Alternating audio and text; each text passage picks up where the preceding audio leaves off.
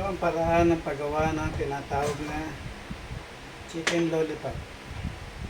Sa una, pinutol ko na kasi ito.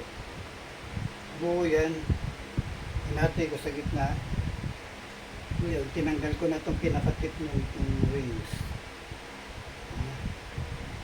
Hinati sa gitna. Naging dalawa siya. Ngayon, paano paggawa ng lollipop? Tinatawag na chicken lollipops. Ayan, no? Turuan muna yan. Pagkatapos, pakaramdaman natin, salatin natin, may dalawang buto yan. So, separate ko yung dalawang buto. So, hiwa ito rito.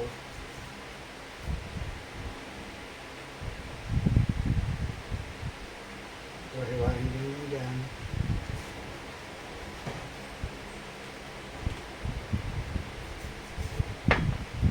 Tapos, push lang siya.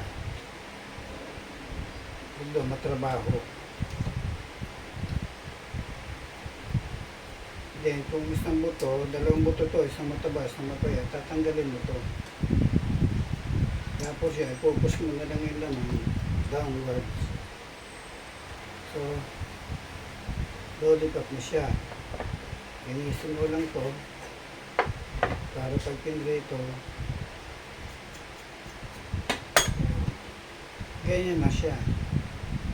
So, imamarinate mo siya, nakaganon siya, bigay mo sa ref para siya ma-form ng lollipop. Pero kailangan yan may flavor na. Tapos ito naman pinaka other part niya. Dito tayo magsisimula sa ayan, yung maliit na naman. Ito, hindi katulad ng isa, dalawang buto. Ito, isang buto lang to. Mas madali ito kaysa dun sa isa.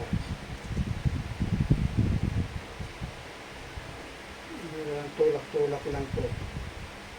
Pero doon matrabaho siya.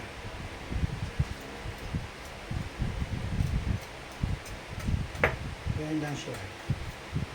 Tutulak mo lang siya sa gulong buto, pero kung sasagarin, baka kasi matanggal na yung laman. Yan. Pag yan nalagyan niya ng harina, bibilog na siya. Tapos to, pag handa, lalagyan mo lang siya ng foil. Panghanda ka na. Kaya lang yan, paulit-ulit lang yan. Dito lang sa isa, yung maliit na parts. Paggawa lang to kasi makikita na yung isa mataba, isa mapayat. Huwag ka mag-start sa mapayat.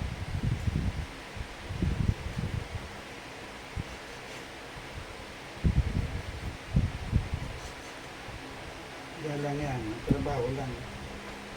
Dala mo kung trabaho yan, tatsagayin mo yan.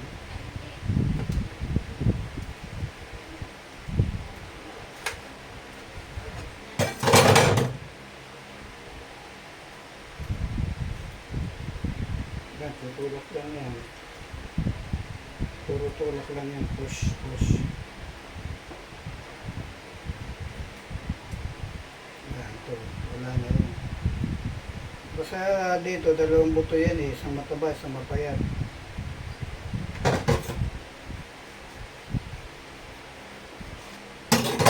Yan, kasi nakakapit sa litid, may litid yan eh, yun lang ang medyo hassle, pero hindi naman sobrang hassle. Yan lang yan, paulit-ulit. Dinis. Yan. Pero ito, panghandaan, pambaon.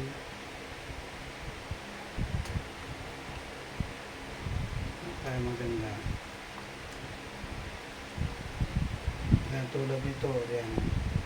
Ito, katigit ito, pakpak.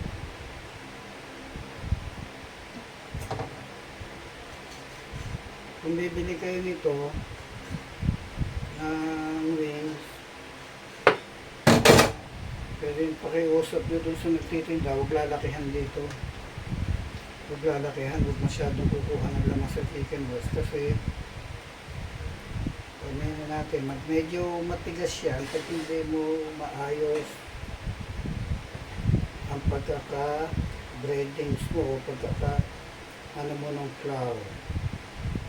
Kaya kailangan makuberan full. Kaya hindi na gano'n nakubera, matigas yan. Kasi pag siya nakukubera ng flour, ano siya, malambot. Yan lang yan, pabilog lang yan, mamagka.